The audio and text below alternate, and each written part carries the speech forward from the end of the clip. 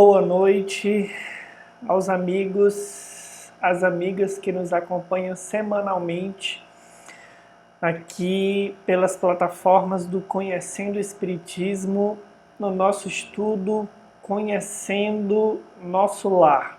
É um prazer estarmos juntos novamente para darmos continuidade ao nosso estudo. Espero que todos estejam bem, superando aí os desafios, tanto contingenciais do momento, no que diz respeito ao planejamento financeiro, né, aos ajustes que nós precisamos fazer, quanto nos aspectos emocionais, espirituais. Desejamos que todos estamos, de alguma forma, conseguindo retirar lições para o nosso amadurecimento espiritual. Na noite de hoje, meus amigos, nós vamos ver o capítulo 30, intitulado Herança e Eutanásia. O contexto ainda é aquele do começo dos trabalhos de André Luiz ali no Ministério da Regeneração, atendendo vários espíritos que foram trazidos das zonas inferiores do umbral pela equipe que se chama Samaritanos, foi até o umbral para recolher então diversos espíritos, e André Luiz ficou, digamos assim, nesse plantão da noite, estendendo o seu trabalho, atendendo aí diversos casos que ele então está narrando para nós nos últimos 2 ou 3 capítulos.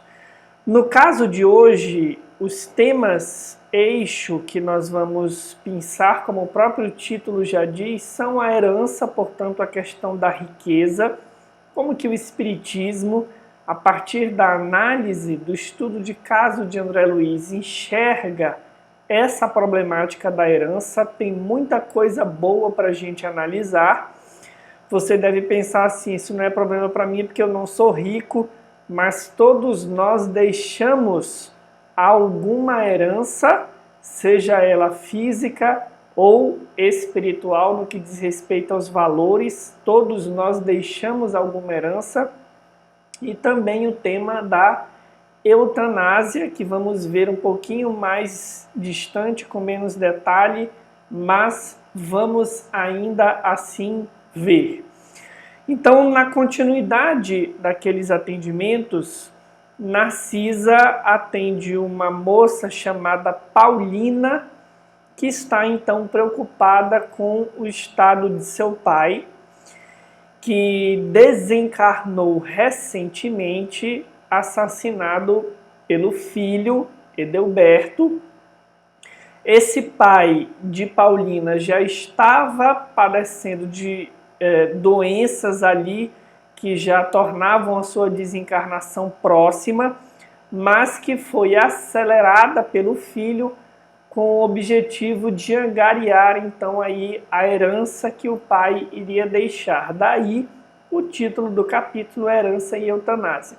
Então, nas primeiras linhas do capítulo 30, a Paulina se aproxima do pai, que começa a resmungar, extremamente revoltado contra a atitude do filho, ao que André Luiz, então, sucedendo esse começo do diálogo de Paulina com o pai, em que ele apresenta toda essa revolta, André Luiz registra a imagem desse espírito da seguinte forma: olhar duro, cabeleira desgrenhada, rugas profundas, lábios retraídos. Inspirava mais piedade que simpatia. Então vejam, é interessante esse trechinho, e eu trouxe esse trecho para que nós percebamos o que acontece com um espírito que está iniciando o seu trabalho num determinado setor em que é exigido um nível de amorosidade.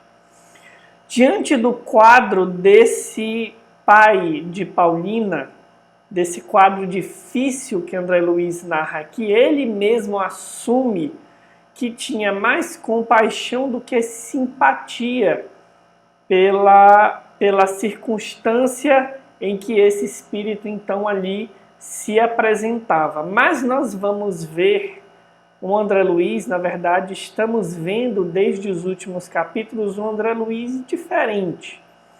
Nós estamos vendo um André Luiz mais maduro e mais esforçado no sentido de conduzir as suas observações no setor de trabalho de forma construtiva, construindo no seu próprio coração valores novos, que não somente a pesquisa científica, a curiosidade, enfim. Então, o próprio André Luiz disse que, diante dessa constatação, procurou, contudo, vencer as vibrações inferiores que o dominavam, a fim de observar, acima do sofredor, o irmão espiritual. Ou seja, André Luiz está indo além do rótulo. Mas ele prossegue explicando o movimento do qual ele se utilizou para conseguir dar esse passo. Desapareceu a impressão de repugnância, aclarando-se-me os raciocínios. E aí vem então o exercício que ele fez. Apliquei a lição a mim mesmo. Vejam só, como teria chegado por minha vez ao ministério do auxílio. Então o olhar de André Luiz é o seguinte: como será que aqueles que me atenderam me viram quando eu aqui cheguei? Será se não tiveram a mesma impressão, sem muita simpatia diante do quadro que eu apresentava? Da mesma forma que foi o movimento inicial que eu fiz para com o pai de Paulina, deveria ser horrível meu semblante de desesperado. E aí ele deixa então uma primeira lição que o capítulo 30 vai nos legar. Quando examinamos a desventura de alguém, lembrando as próprias deficiências, há sempre asilo para o amor fraterno no coração. Quando observamos a desventura de alguém, lembrando as próprias deficiências, há sempre asilo para o amor fraterno no coração. Esse exercício, ele pode ser feito por nós em diversos contextos. Eu me recordo da narrativa de um amigo que foi visitar, certa feita, um lar que abrigava rancenianos. E ele me contava que o primeiro impacto que teve diante do quadro ali que presenciava, companheiros que estavam internados naquele hospital e que a hanseníase tinha avançado de forma muito intensa, ali já não possuíam dedos, com algumas marcas no rosto. No primeiro contato que ele teve, a reação dele foi de espanto. E então ele, fazendo o exercício algo análogo como esse de André Luiz, se propondo a olhar as necessidades daquele que então ele pudera visitar, essas impressões foram diminuindo e ele foi então conseguindo ter uma aproximação mais natural. No caso de André Luiz, o primeiro impacto da imagem que ele tem foi superado pelo exercício de se colocar no lugar do outro, lembrando que ele mesmo já tinha tido oportunidade de ser atendido ali no mesmo local.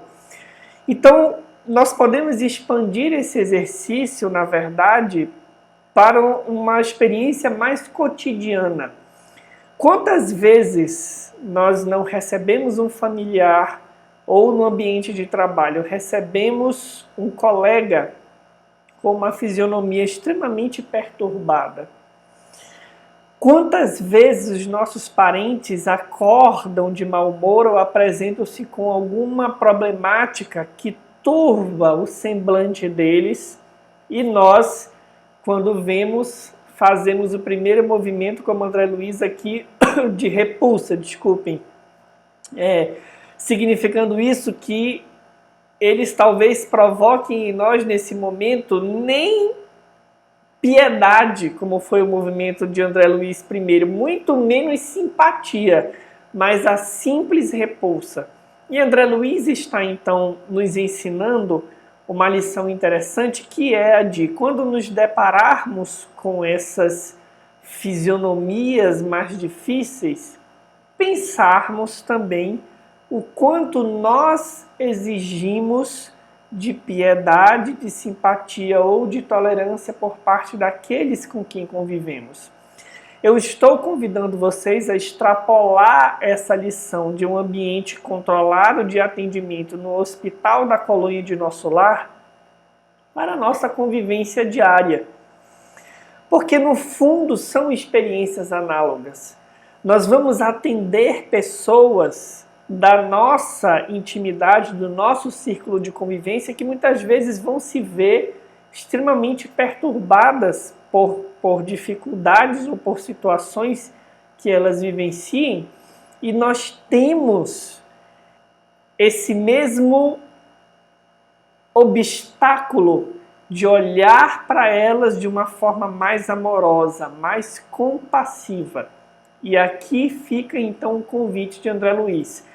Olhemos para eles nessas circunstâncias, para esses que convivem conosco e que muitas vezes apresentam perturbações espirituais, apresentam perturbações emocionais em função de circunstâncias, de influências espirituais. Olhemos para eles com um pouco de empatia, no sentido de percebermos também que muitas vezes nós nos apresentamos para eles nesse mesmo quadro. E fazendo esse exercício, como sugere André Luiz, haverá um pouco de asilo para o amor fraterno no nosso coração. Se porventura desencarnarmos e formos trabalhar em lugar análogo a esse de André Luiz, já vamos ter tido a oportunidade de aplicar esse olhar para ele, melhor dizendo, esse olhar que ele nos traz de examinarmos a desventura de alguém, lembrando as nossas próprias deficiências, já teremos oportunidade de ter feito esse exercício, de crescer a amorosidade em nós. Seguindo então para o diálogo de Paulina com Edelberto, que estava ali reclamando, destilando ódio para com a atitude do seu próprio filho, que é o Edelberto, Paulina então diz para ele o seguinte: perdoe Edelberto, papai. Procure sentir nele não um filho leviano, mas o irmão necessitado de esclarecimento. Estive em nossa casa ainda hoje lá observando extremas perturbações. Observem atentamente comigo daqui por diante. Daqui deste leito, o Senhor envolve todos os nossos enfluidos de amargura e incompreensão. E eles lhe fazem o mesmo por idêntico modo. O pai de Paulina envia vibrações de ódio para Edelberto, que ficou na terra, e de amargura para os outros parentes, e os outros parentes, da mesma forma, enviam para o pai de Paulina vibrações de amargura, ou no caso de Edelberto, também ali de ódio. É uma troca recíproca entre Edelberto, que está encarnado, e os demais familiares que estão encarnados, e o pai de Paulina, que se encontra então no Ministério da Regeneração. É como se fosse, nós vamos ver daqui a pouco, um caso de obsessão espiritual. O pensamento prossegue Paulina dizendo: em vibrações sutis alcança o alvo por mais distante que esteja. A permuta de ódio e desentendimento causa ruína e sofrimento nas almas. E aí então ela vai começar a descrever como é que se encontra o estado de cada familiar após a desencarnação de seu pai e em função dessa obsessão, dessa troca negativa de fluidos entre os parentes que estão encarnados e o pai dela que desencarnou. Primeiro é a mãe. Ela diz: mamãe recolheu-se faz alguns dias ao hospício ralada de angústia. Imaginem o quanto de amargura há nessa vinculação mental da esposa, que é a mãe de Paulina, e esposa do seu pai, e ele que se encontra ali no Ministério da Regeneração sendo atendido. Imaginem as ondas vibratórias que são trocadas.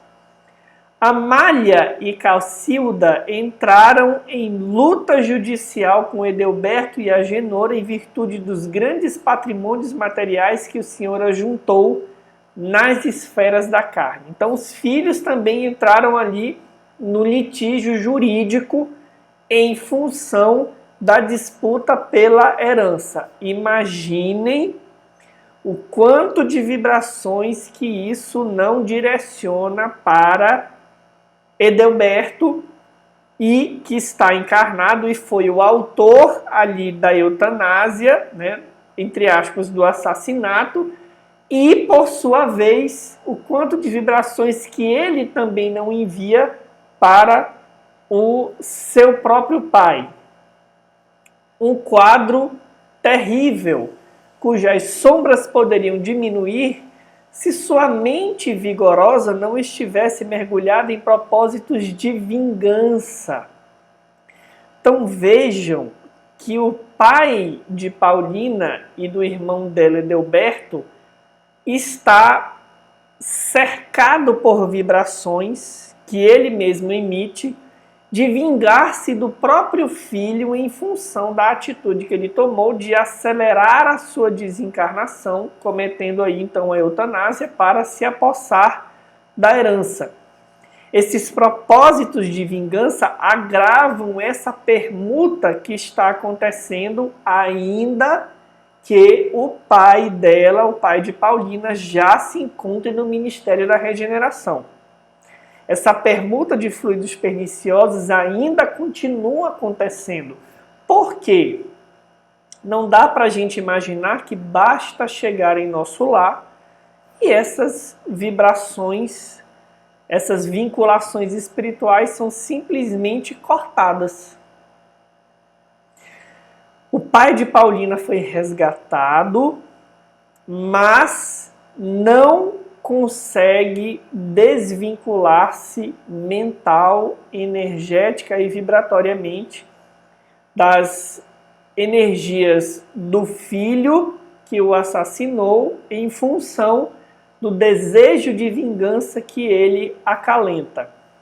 Aqui vemo-lo em estado grave. Na terra, mamãe louca e os filhos perturbados, odiando-se entre si.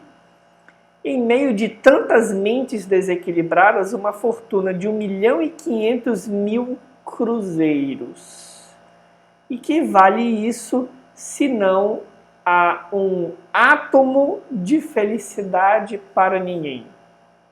Mas eu leguei enorme patrimônio à família, atalhou o infeliz rancorosamente, desejando o bem-estar de todos. Vamos fazer uma pausa aqui na narrativa de André Luiz. Nós temos um caso, como deve ser, extremamente comum, em que um espírito encarnado, o pai ali de Paulina, estava encarnado, já no final da sua trajetória reencarnatória. O livro não detalha, mas moribundo, ou seja, provavelmente padecendo de alguma doença. E então o filho apressou a sua desencarnação para que pudesse se apossar da herança. Isso causou uma briga familiar e um estado de enlouquecimento da mãe, que vendo aquele estado de coisas se desequilibrou emocionalmente. Tirando o problema da eutanásia em si que nós vamos abordar, imaginemos o quanto deve ser comum essa troca de vibrações perturbadas em função desses patrimônios que são deixados e que geralmente, em função do padrão de egoísmo e orgulho que a maioria de nós encarnados na Terra ainda vivemos, geram de problemas, de conflitos na construção de redes mentais e vibracionais de ódio mútuo entre encarnados e desencarnados. Imaginemos a quantidade de vezes que isso acontece e nós vamos então nos ver compelidos a refletir o quão urgente é avaliarmos essa construção quase automática que nós adotamos de construirmos estados de facilidade financeira para a nossa família, para os nossos filhos.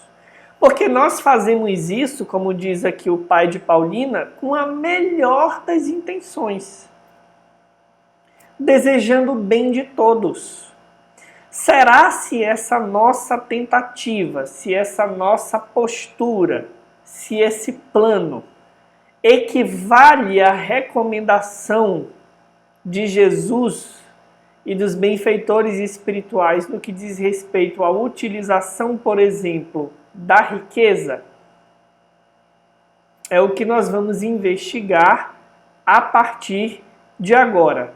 Mas antes, vamos ver aqui rapidamente o que Emmanuel, no livro Consolador, nos fala lá na questão 106 sobre a eutanásia, que é também um tema do capítulo.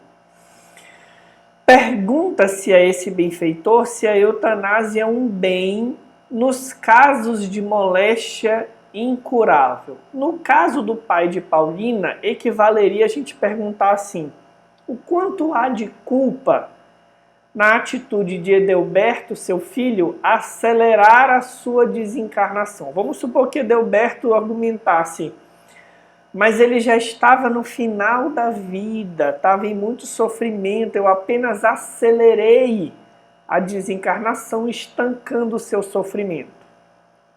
Emmanuel nos diz o seguinte: o homem não tem o direito de praticar a eutanásia em caso algum, ainda que a mesma seja a demonstração aparente de medida benfazeja. A agonia prolongada pode ter finalidade preciosa para a alma e a moléstia incurável pode ser um bem como a única válvula de escoamento das imperfeições do espírito da vida imortal. Além do mais, os desígnios divinos são insondáveis e a ciência precária dos homens não pode decidir nos problemas transcendentes das necessidades do espírito.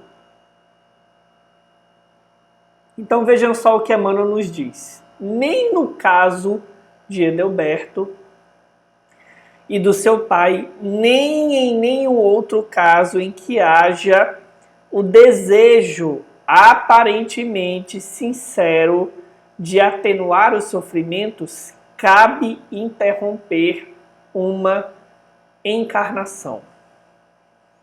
Em nenhum caso, meus irmãos e minhas irmãs, nenhum caso, nem que já esteja ali com pouca lucidez, como a gente diz, nos casos de adoecimento em que se vê comprometido a memória, a coordenação motora, em casos de doença grave, como um câncer avançado, em nenhum caso a eutanásia é cabível. E Emmanuel explica por quê. Se nós somos espiritualistas, espíritas, o espiritismo é uma doutrina espiritualista, como diz Kardec, portanto, ela crê na existência de algo além da morte, mas muito além disso.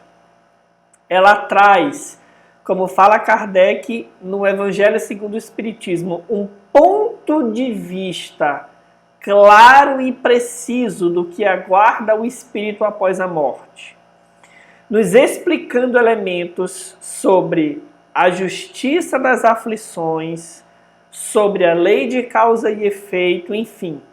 Se nós somos sabedores de toda essa realidade, nós temos que entender com Emmanuel que há uma finalidade para esse espírito passar por esse estado de provação ou expiação, portanto, de sofrimento, no que diz respeito ali a um prolongamento da dor física e moral antes da sua desencarnação. Esse processo tem uma finalidade, como nos diz Emmanuel, que é uma válvula de escoamento das imperfeições do espírito antes dele retornar para a sua condição de imortalidade fora do corpo físico. Vejam só. Além disso, às vezes a gente diz, com certeza vai desencarnar e ainda viveria alguns meses, alguns anos, que são preciosos para o espírito. Então, em nenhum caso cabe a eutanásia. Muito menos nesse caso aqui de Adalberto com o pai, onde a intenção era abreviar a vida para se apropriar da herança. No caso da problemática que Paulina se refere, a filha ali do espírito que está sendo atendido, quando ela faz referência à vinculação mental dele com a família, no livro intitulado Obsessão e Desobsessão, nós vamos ver Sueli Caldas Schubert nos falando no capítulo intitulado As Várias Expressões de um Mesmo Problema, a obsessão, nos falando sobre a obsessão de encarnado para desencarnado. E ela então nos explica que isso pode dar-se em várias circunstâncias, sendo que o exemplo que ela traz é exatamente o da repartição de heranças. Então ela nos diz assim, é bastante comum também que herdeiros insatisfeitos com a partilha dos bens determinada pelo morto se fixem mentalmente neste. Olhem os filhos do pai de Paulina brigando ali para que possam se apossar da herança, se fixando no pai em função de desgostarem da divisão que ele então havia feito e que foi de certa forma manipulada ali por Adalberto quando ele apressou a desencarnação do pai. Esses filhos, prossegue Sueli, eles geram pensamentos de inconformação e rancor. As disputas de herança afetam dolorosamente os que já se desprenderam dos liames carnais, no caso o pai, se estes ainda não conquistaram posição espiritual de equilíbrio. Está longe de ser o caso ali, então, do pai de Paulina. Ao contrário, diante da eutanásia, ele guarda pensamentos de vingança. E mesmo neste caso, em que o espírito tivesse equilibrado, a disputa entre os herdeiros em torno dos bens irá confrangê-los e preocupá-los. Então você se pergunta, provavelmente você que nos assiste está se perguntando, Marcelo, então o que a gente deve fazer? Quando há um patrimônio a ser dividido, ainda que seja pouca coisa, uma casa, uma poupança, enfim, o que a gente deve fazer?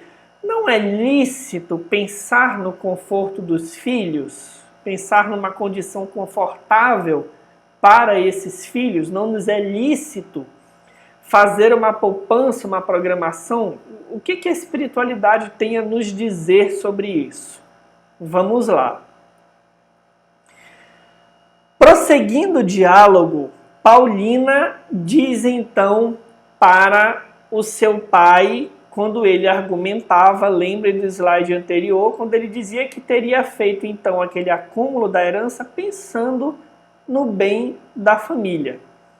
Paulina não deixou ele terminar, retomou a palavra e diz: nem sempre sabemos interpretar o que seja benefício no capítulo da riqueza transitória. Se o Senhor assegurasse o futuro dos nossos, garantindo-lhes a tranquilidade moral e o trabalho honesto, seu esforço seria de valiosa previdência. Vejam aqui um começo da resposta para a pergunta que acabamos de fazer. Mas, às vezes, papai, costumamos amealhar o dinheiro por espírito de vaidade e ambição. Aqui é que está a armadilha. O pai de Paulina diz que pensava no conforto dos filhos, quando na verdade tinha muita vaidade e ambição por trás. Ninguém nasce no planeta simplesmente para acumular moedas nos cofres ou valores nos bancos. É natural que a vida humana peça o concurso da previdência e é justo que não prescinda da contribuição de mordomos fiéis que saibam administrar com sabedoria. Mas ninguém será mordomo do Pai, ou seja, de Deus, administrador dos bens divinos, com avareza e propósitos de dominação. Tal gênero de vida arruinou a nossa casa. Então, primeiro grande ensinamento aqui. Paulina diz para o pai dela o seguinte: talvez, ao invés de deixar somas grandiosas de dinheiro, seria melhor se o senhor tivesse passado valores morais para os filhos e os ensinado a trabalhar honestamente. Essa seria a melhor previdência que o pai de Paulina poderia ter tomado, segundo aí o olhar da filha. Mas não foi isso então que o seu pai fez. E ela vai dizer então para ele que debalde noutro tempo, ela em espírito buscou levar socorro espiritual ao ambiente doméstico. Enquanto o senhor e a mamãe se sacrificavam por aumentar as somas de riqueza, os haveres, Amália e Cacilda esqueceram o serviço útil e, como preguiçosas da banalidade social, encontraram ociosos que as desposaram, casaram-se com maridos ociosos, visando a vantagens financeiras. Então, como os pais gastavam muito tempo trabalhando para juntar dinheiro sob o pretexto de garantir a segurança dos filhos, eles se ausentaram do processo educativo. As filhas cresceram como preguiçosas da banalidade social, casaram com maridos interesseiros que já tinham em vista essa herança e No caso dos outros filhos, Agenor repudiou o estudo sério, entregando-se a más companhias. Edalberto conquistou o título de médico, no entanto, aliando-se por completo da medicina e exercendo-a tão somente de longe em longe, à maneira do trabalhador que visita o serviço por curiosidade. Todos arruinaram belas possibilidades espirituais, distraídos pelo dinheiro fácil e apegados à ideia de herança. A simples perspectiva que os filhos tinham de poder gozar de uma vida fácil a partir do trabalho dos pais os desencaminhou de uma vida de trabalho honesto e sincero. A ausência dos pais que estavam preocupados em ganhar muito dinheiro criou esse espaço vazio de educação moral. O que faz a gente se perguntar? Os pais que afirmam, os pais ausentes, têm as exceções, ok? Mas os pais ausentes que afirmam trabalhar 24 horas por dia para deixar patrimônios e dinheiro para os filhos, dizendo que estão pensando no bem deles, será se de fato é um bem? Será se não tem da parte do pai tanto vaidade e ambição, quanto o desejo de se ausentar de um processo educativo dos filhos, que, quando você parte para ensinar os valores do trabalho, da honestidade, você vai ter ali as dificuldades naturais, porque educar dá trabalho. Então, quantos dos casos que nós vimos nas classes altas da sociedade, de filhos se desencaminhando, de filhos aderindo ao consumo de entorpecentes, de drogas, quanto disso não será em função de um cenário similar a esse que nós vimos aqui, em que os pais tentam deixar facilidades para os filhos, ocupam-se de forma exacerbada e não conseguem participar ativamente de um processo de educação moral dos filhos, encaminhando-os não para a facilidade ou para o sucesso social, mas para o trabalho propriamente dito. Voltando à intimidade, Narcisa disse bondosa. Então, Narcisa vai dizer que, completando a análise, os casos de herança em regra são extremamente complicados. Com raras exceções, acarretam enorme peso a legadores e legatários, ou seja, quem deixa a herança e desencarne é quem seria, então, beneficiário dessa herança. Neste caso, porém, vemos não só isso, mas também a eutanásia comparecendo, complicando o problema. A ambição do dinheiro criou em toda a família de Paulina esquisitices e desavenças. E aí vem a frase primordial.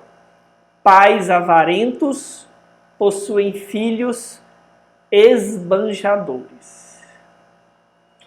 Vamos analisar então aqui o que nos diz a literatura espírita sobre essa margem estreita entre necessidade e supérfluo, para que nós possamos encontrar um esclarecimento sobre a postura ideal dos pais no que diz respeito a garantir aos filhos uma previdência em todos os sentidos, espiritual e material. Na questão 718 do Livro dos Espíritos, pergunta-se a eles: a lei de conservação obriga o homem a prover as necessidades do corpo? Sim, porque sem força e saúde impossível é o trabalho. Então vamos lá. Todos nós somos impelidos pela lei de conservação, que é uma das leis morais, nós aprendemos em Espiritismo, que nos leva a esse instinto, digamos assim, de pensarmos na conservação da nossa própria vida. Então nós precisamos de força e saúde para trabalharmos. Na questão 719, pergunta-se: merece censura o homem por procurar o bem-estar? Então vamos lá.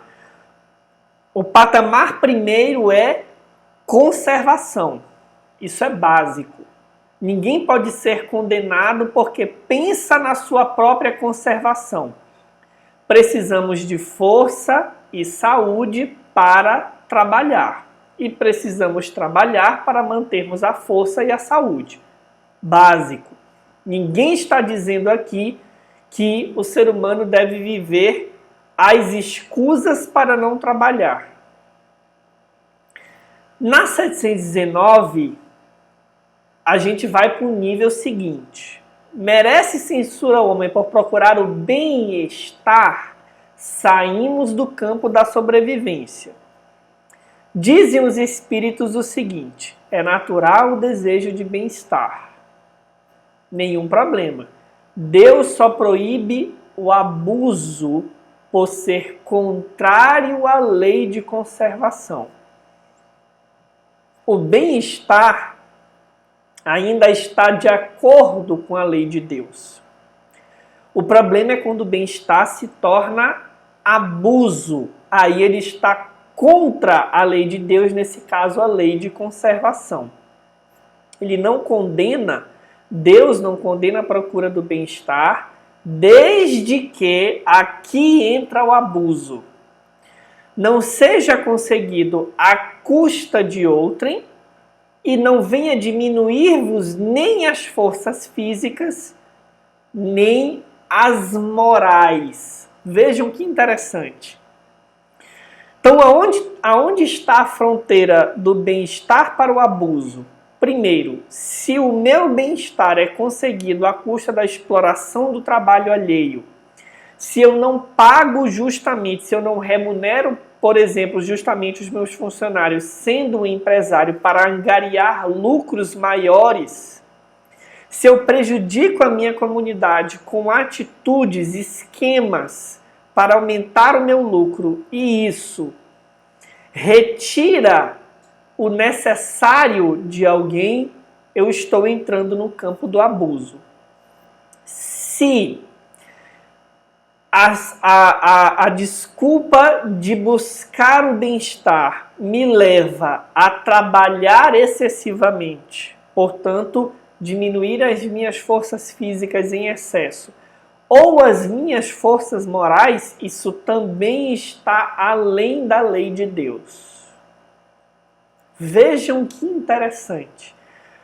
O trabalho em excesso para buscar o bem-estar não diminui só as minhas forças físicas, diminui as minhas forças morais, porque eu fico focado única e exclusivamente em coisas materiais, deixando, por exemplo, de orientar os meus filhos no que diz respeito à construção desses valores morais.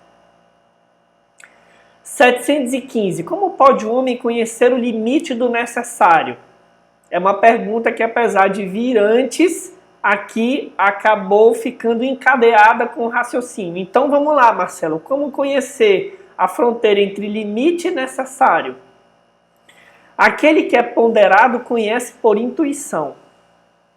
Geralmente são espíritos que já experimentaram exercícios sem necessariamente errar e que acertaram na descoberta da medida entre o limite do necessário e do supérfluo. Mas, dizem os espíritos, muitos só chegam a conhecê-lo por experiência à sua própria custa. A gente vai além e aprende que o passo ideal é um anterior.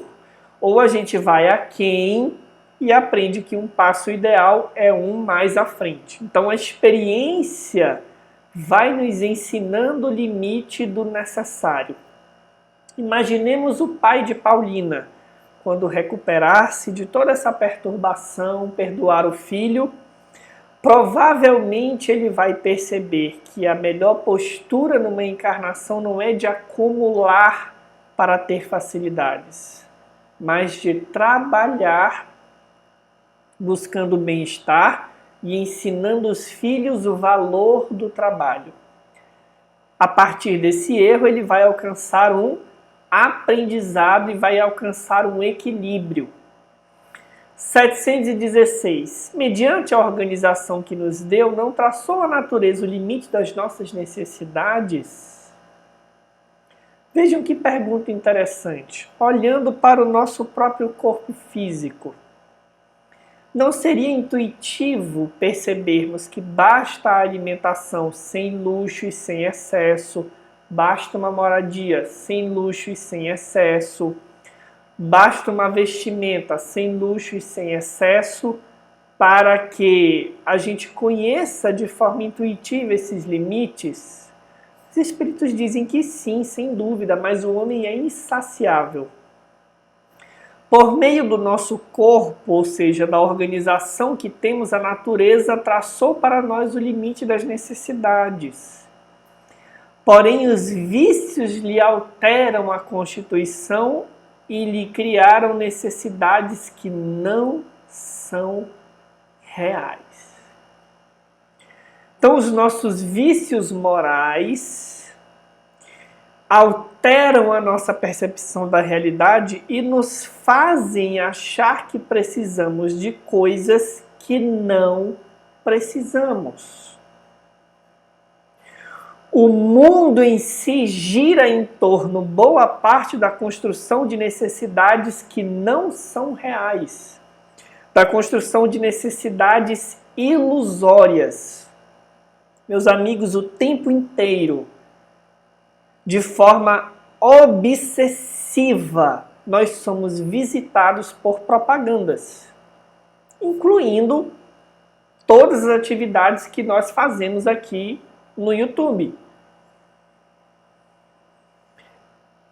Intervalos de televisão, estamos acessando um aplicativo no celular, recebemos mensagens, são necessidades que são criadas. Nós não precisamos de tudo isso que dizem que nós precisamos.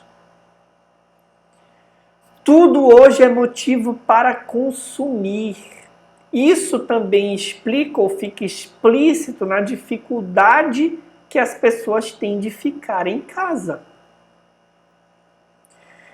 É quase compulsivo a necessidade de sair para comprar alguma coisa, para consumir alguma coisa. E nós dizemos que trabalhamos mais para sustentarmos padrões de consumo que não correspondem ao necessário. Aí as nossas viciações, o nosso orgulho faz a gente achar que precisa usar uma roupa de marca tal, porque assim eu serei visto de forma tal. Não é uma necessidade básica. A necessidade básica, até considerando inclusive o bem-estar, é vestir-se bem, confortavelmente. Mas entra o supérfluo, tem que ser de uma marca tal, porque essa marca tem um significado social. Aí entra o orgulho e a vaidade. Um exemplo aqui que eu estou dando. Então vejam que é sutil esse limite. Mas os espíritos nos dão parâmetros para que nós possamos enxergar então. Primeiro degrau, manutenção da vida, força, saúde, isso é básico. Ninguém pode ser condenado porque busca isso. Segundo degrau, bem-estar, depende. Ele não pode ser construído à custa do trabalho e da remuneração de outras pessoas, nem às custas das minhas forças físicas ou morais quando são consumidas em excesso. Dizem os espíritos prosseguindo, nós trazemos uma intuição disso, porque o nosso corpo, ele nos fala naturalmente da construção desses limites, mas os nossos vícios morais criam necessidades que não são reais. Então, nós podemos levar algumas perguntas daqui para nós e para a educação dos nossos filhos. Tudo o que nós achamos que é necessário é realmente necessário? Vamos nos perguntar, eu preciso realmente disso? Se eu preciso, ok. E eu não estou aqui condenando objetos em si, porque o uso pode ser necessário.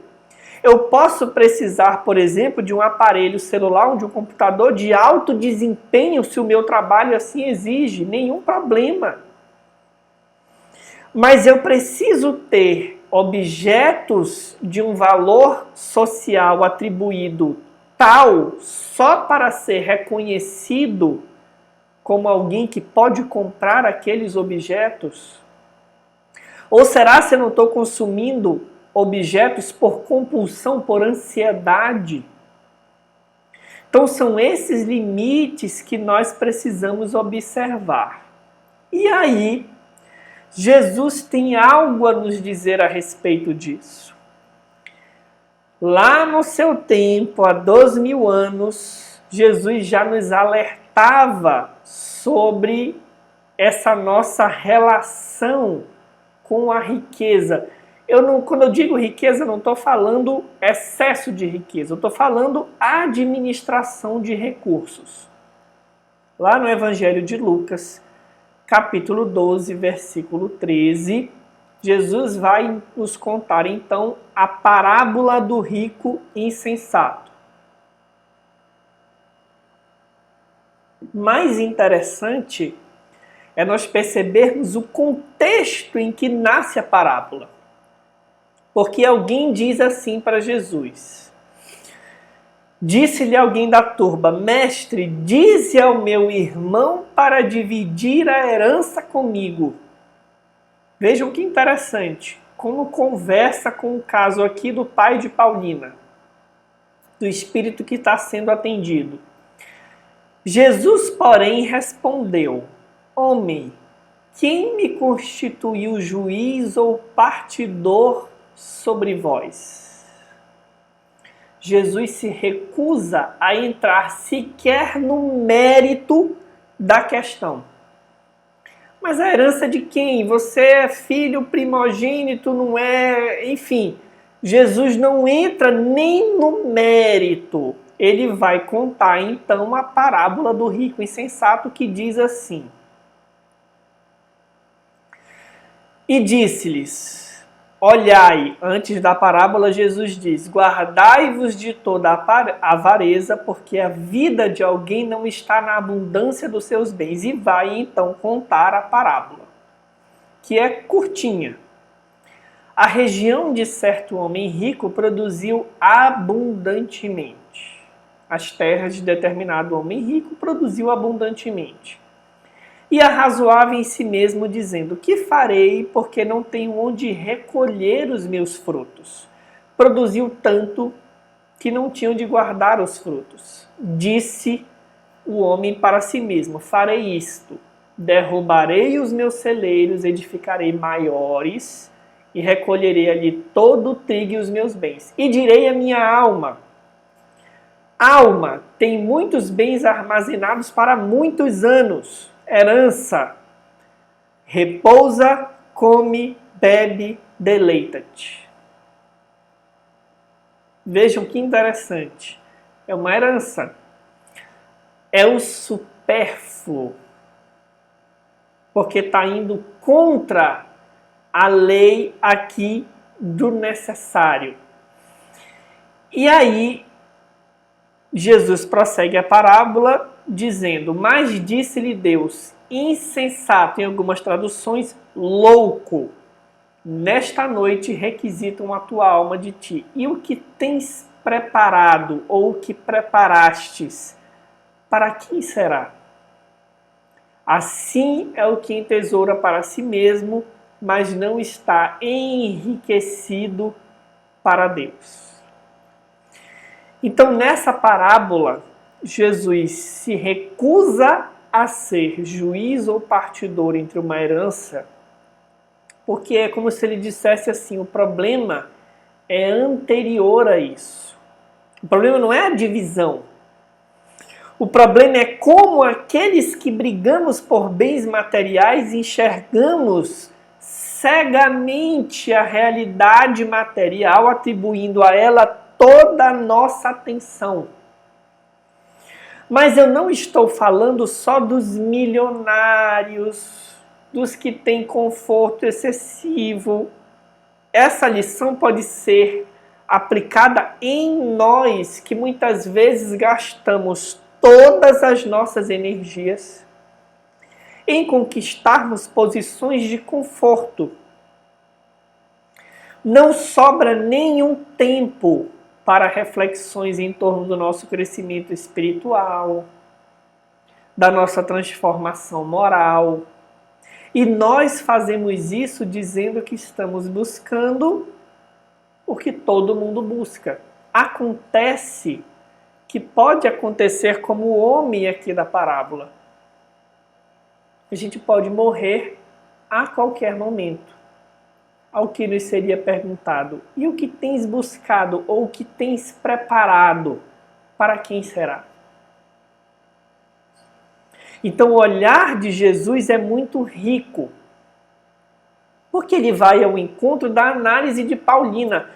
Pode parecer estranho que Paulina diga assim: papai, perdoe. E a gente diria: meu Deus, é o meu filho, como o Edelberto falou, ele me assassinou.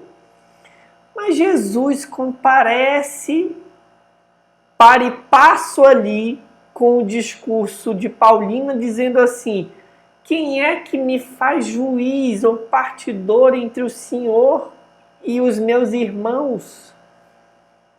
O problema, papai, é anterior. O problema é a forma como o Senhor enxergou a vida e a forma como educou os seus filhos. Esse é o problema.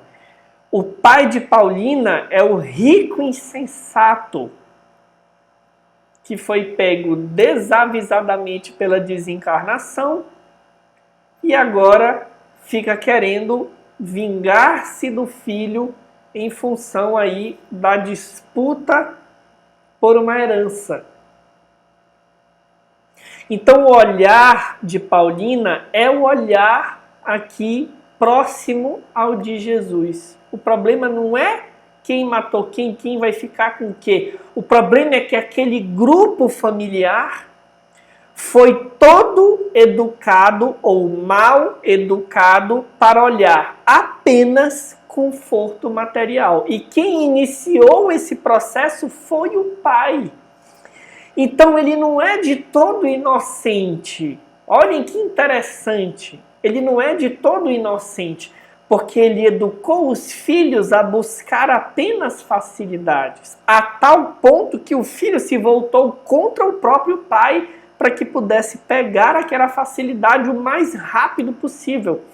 Então a gente vai entendendo o olhar de Paulina quando a gente vai cavando um pouquinho os argumentos. Porque se a gente lê o texto cru, fica até horrorizado. Meu Deus, mas o filho assassinou o pai. E ela está dizendo para ele esquecer. É porque ela está atenuando ainda. Mas na verdade ela poderia dizer o que Jesus está dizendo aqui. O senhor não está olhando o problema como ele se apresenta. O problema começa nas viciações que o Senhor, como Pai, gerou nos filhos. E aí, para a nossa conclusão, nós vamos trazer aqui um trecho pequenino, também de Emmanuel, que se encontra numa obra intitulada Trilha de Luz. O título da mensagem é Página do Irmão Mais Velho. E diz assim: ensina-lhe, ou seja, a teu filho, a lição do trabalho, preparando-o simultaneamente na arte de ser útil, a fim de que não se transforme em alimária inconsciente. Os pais são os ourives da beleza interior. O buril do exemplo e a lâmpada sublime da bondade são os instrumentos de tua obra. A gente ensina o filho a buscar o necessário e a trabalhar honestamente, começando pelo nosso próprio exemplo. Não a trabalhar tresloucadamente para termos sucesso, reconhecimento, recebermos aplausos do mundo. Trabalhar justamente dedicando um tempo para a espiritualidade, para a família, para sentar, ouvir os filhos. Não imponhas à formação juvenil os ídolos do dinheiro e da força. Duas coisas que são base do processo educacional nosso. Mesmo entre nós espiritualistas. As escolas, as instituições do mundo, todas dizem às crianças que tem que trabalhar para ser alguém. E ser alguém é ter sucesso, dinheiro, poder. Esses falsos ídolos. A bolsa farta na alma vazia de educação, que é o caso dos filhos, aqui dos irmãos de Paulina, é roteiro seguro para a morte dos valores espirituais. Como no caso deles, da família, exceto de Paulina. O poder sem amor gera fantoches que a verdade destrói no momento preciso, como está fazendo agora com o pai de Paulina e fará com os filhos. Então, como última reflexão final, eu gostaria que nós pensássemos o que estamos ensinando aos nossos filhos. Porque nós pegamos esses pequeninos no braço e traçamos um roteiro de perfeição. Terão a melhor vida, se formarão na melhor faculdade. Creio que já deva ter traçado esse roteiro aqui em outro episódio, mas vou repetir. Passarão no vestibular, na melhor profissão, na que der mais dinheiro, serão bem-sucedidos, casarão com uma pessoa perfeita, terão filhos perfeitos, um casal, gênios, homem e mulher. Comprarão uma casa super confortável, terão sempre o carro do ano, pagarão plano de saúde, não adoecerão, terão uma velhice tranquila, se aposentarão e morrerão com 150 anos dormindo para não doer. Esse é o roteiro que a gente traça para os filhos. Mas nós estamos num planeta de provas e expiações. Olha o nosso engano. Não seria melhor educá-los para administrar conflitos, dores, sofrimentos que os visitarão? Porque são espíritos como nós em regime de aprendizado. Ao invés de entregar facilidades, conforto, excesso de conforto, adjetivando talvez fique mais claro, porque bem-estar todos nós queremos para os nossos filhos e é justo. Mas excesso de bem-estar, excesso de conforto, será se nós não estamos empurrando os nossos filhos ladeira abaixo da sua evolução espiritual? Então, às vezes, mesmo que nós possamos dar o excesso de conforto, é melhor um passo adiante.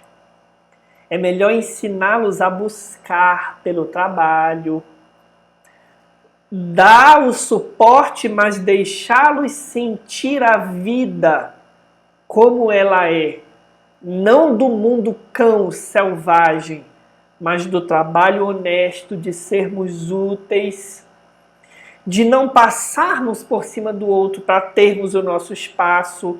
Aí a gente já remete para o exercício de fé, de espiritualidade, de vivência das leis de Deus. Fazendo isso, meus amigos, os nossos filhos podem enfrentar as dores mais acerbas. Eles terão esteio espiritual para lidar com elas. E nós teremos então dado a melhor herança, que, como diz Jesus, as traças não corroem. Os patrimônios espirituais do trabalho, da honestidade, da espiritualidade espiritualidade. Essa é a melhor herança que nós podemos dar aos nossos filhos. Estejamos convencidos disso. Isso é o que André Luiz está nos ensinando neste capítulo. Nós então encerramos o nosso estudo da noite de hoje, desejando que ele tenha nos legado profundas reflexões. Para nós que somos pais, tios, avós, são profundas reflexões que André Luiz nos traz aí no estudo de caso desse espírito. Que Jesus nos abençoe, que nos dê uma excelente semana. E já no próximo sábado teremos a nossa live de perguntas e respostas. Portanto, deixem aí as dúvidas de vocês, os comentários, as impressões. Nós vamos recolher todo esse material para que o nosso debate seja rico e profícuo. Que Jesus nos abençoe, um abraço e até o próximo sábado.